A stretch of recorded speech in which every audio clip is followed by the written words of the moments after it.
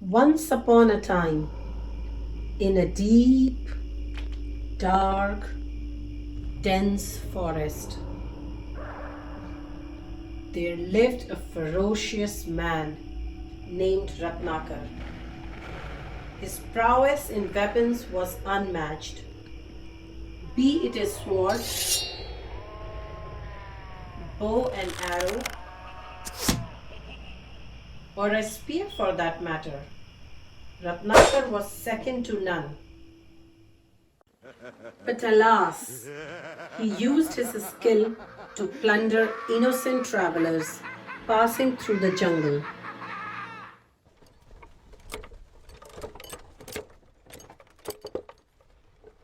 अरे भैया जरा जल्दी चलो। रात हो रही है, जल्दी जंगल से निकल जाते तो अच्छा था। नाकर आ जाएगा। हे भगवान राम रक्षा करना।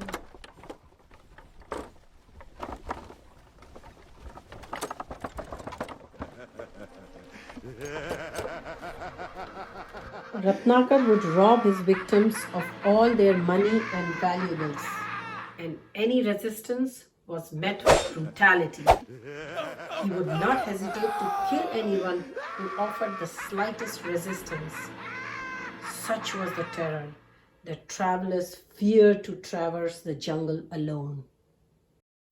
One day, as Ratnakar was waiting for unsuspecting victims, he spied upon an ascetic entering the forest. This ascetic was none other than Narad Muni, the transcendental spaceman. Oblivious to the ominous surroundings, Narad blissfully sang, Narayan Narayan Hari Hari Shriman Narayan Narayan Hari Hari Narayan Narayan. Who is this man? He doesn't seem to be scared of wandering in this forest alone. pondered Ratnakar. His crooked mind instantly began to speculate that this ascetic was in actuality a very rich man who was hiding his riches in the veena and taking on the garb of a mendicant. Trying to trick me? Trick Ratnakar? I'll show him. Ratnakar confronted Narad. Waving his sword, he roared, Hey you! Yes you! Surrender all your valuables. I mean all of them. Or else I will kill you.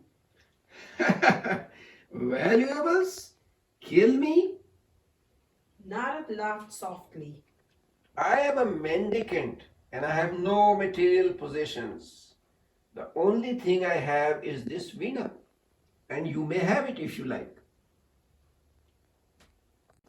Puzzled by Narad Muni's composure, Ratnakar thought, Why is he not afraid of me? What makes him so bold? Addressing Ratnakar, Narad spoke. Ratnakar, don't you know all this looting and killing that you commit is most sinful? So what if it's a sin? Who cares? My family depends on me. I have to feed them. If I don't rob travelers, my family will die. There is no sin in looting people to support my family. Accruing all this sin in the name of supporting your family? Will they even share the burden of the reactions? Narad's challenge startled Ratnakar. He pondered aloud. I do all this looting and killing for my family. They will surely share my sins. After all, they are my family.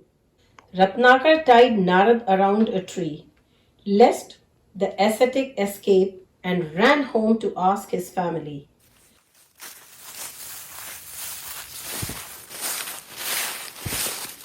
But Ratnakar had a rude awakening. All his family members, his father, his mother, his children, and even his wife, All refused to share the reactions of his sins. They all claimed that as a son, a father, or a husband, it was the duty of Ratnakar to take care of his family. Why should they bear the sins? It then dawned on Ratnakar that the ascetic was right all along. With a heavy heart, he returned back and untied Narad. Falling to Narad Muni's feet, he cried and inquired how he could repent. Chant the Lord's name Ram to cleanse your heart, Ratnakar. But I am a dacoit. All my life I have robbed, looted, and killed people. My tongue is unable to say Ram. Then chant what you have been doing all your life. Mara, Mara, Mara. Taking the instructions of Narad Muni to heart, Ratnakar sat down and started chanting, Mara, Mara, Mara, Mara, Mara. Mara. Days and nights passed. Seasons came and went. Ants from the forest came and built an anthill around him. However, Ratnakar, oblivious to his surroundings, continued to chant. 60,000 years passed. And then, one day Sage Narad again visited that same forest and broke the anthill. But there was no Ratnakar. In his place was seated an effulgent, self-realized soul. Narad Muni named him Valmiki, or one who has emerged from an anthill. Valmiki fell at the feet of Narad Muni, thanking and hugging him. Then Valmiki inquired from Narad, who in the whole world is the reservoir of all opulences? Who is the most righteous, the most beautiful? And who is the one with flawless character? Smiling, Narad Muni replied, This person that you are searching for is none other than the Supreme Lord, Ramchandra. Narad thus instructed Valmiki to write a composition of the glories of Lord Sri Ram. Valmiki built his hermitage along the Tamasa river. Cool breeze from the river, fruit-laden trees, and blossoming flowers all added to the natural beauty of the ashram. Cows mooed happily as they grazed on the lush green grass, and people strutted along cooing. It was a peaceful setting for spiritual practice.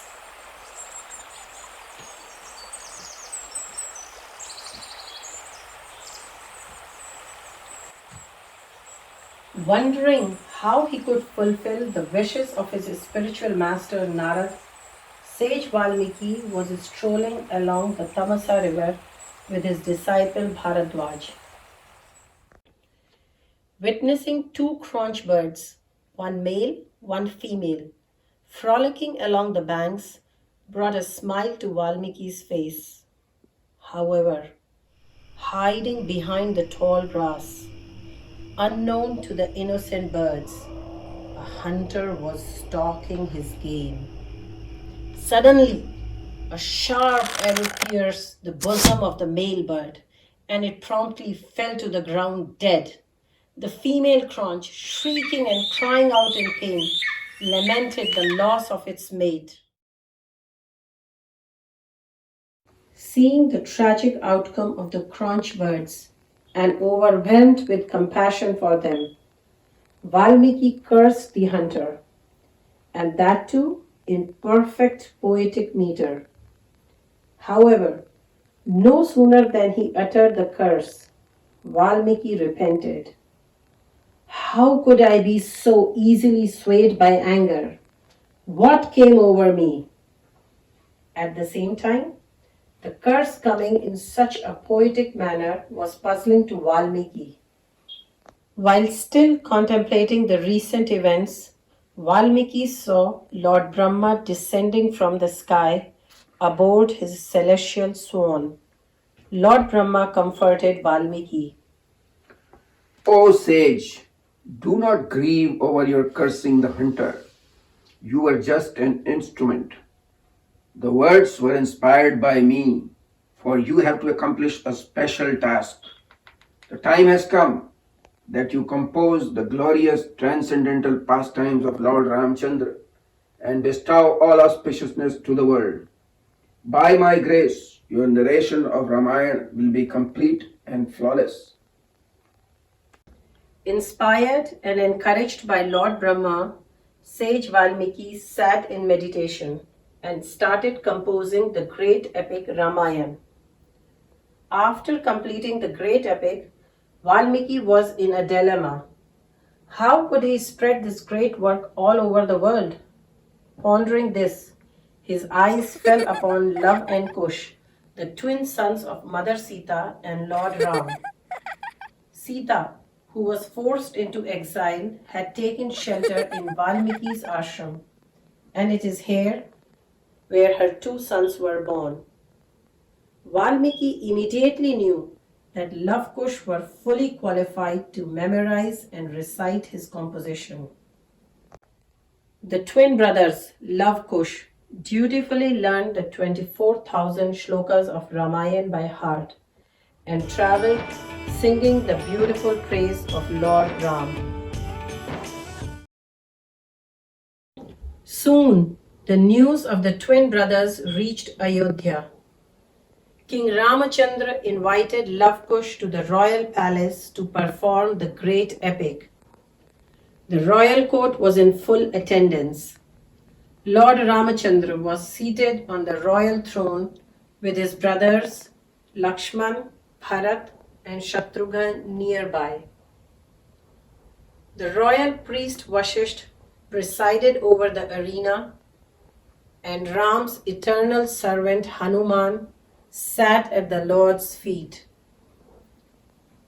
The queen mothers Kaushalya, Sumitra, and Kekai, along with the three daughter-in-laws Urmila, Mandavi, and Shrutakirti, looked forward to relish the glories of their beloved Ram. In this setting, Love Kush began their recitation.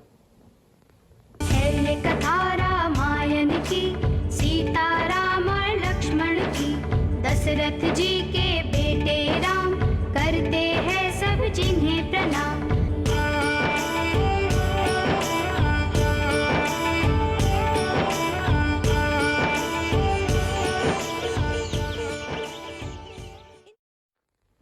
Love Kush described how Dasharath was a great king in the Raghu dynasty.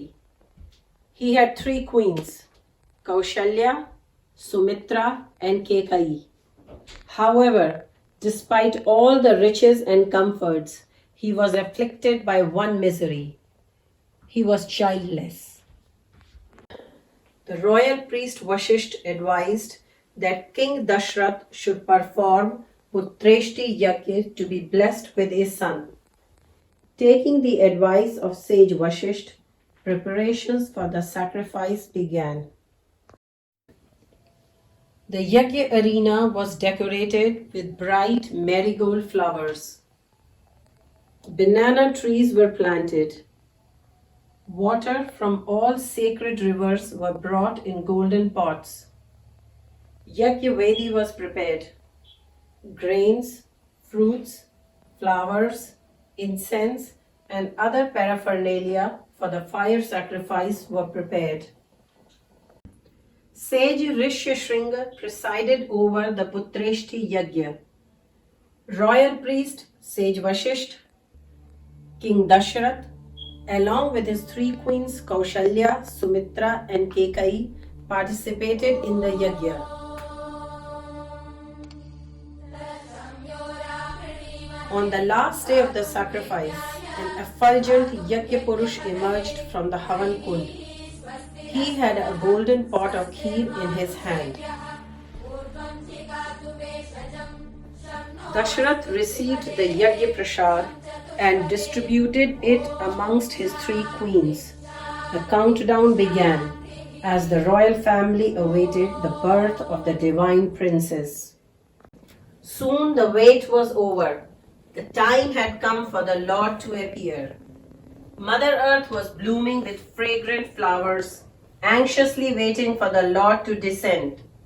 It was Vasanta Ritu, Chaitra month, Navami Tithi, Shukla Paksh, and noon when the Lord decided to appear. जन्मा अवध का प्यारा मैं वारी वारी जन्मा राज दुलारा मैं वारी वारी राजा दशरथ के 4 पुत्र भये इनमें राम पियारा मैं वारी वारी इनमें राम पियारा मैं वारी वारी. Mother Kaushalya was blessed with Ram, followed by Bharat to Mother Kaikeyi, and the twins Lakshman and Shatrughan to Sumitra. King Dashrath's joy knew no bounds.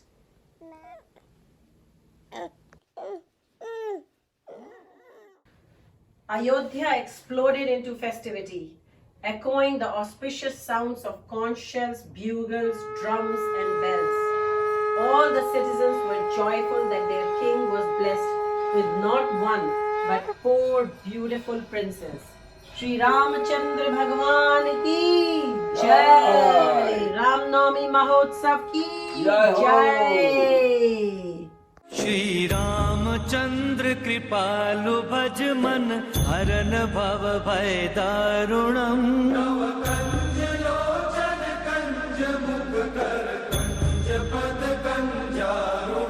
कंदर्प अगणित अमित छवि नव नील नीरज सुंदरम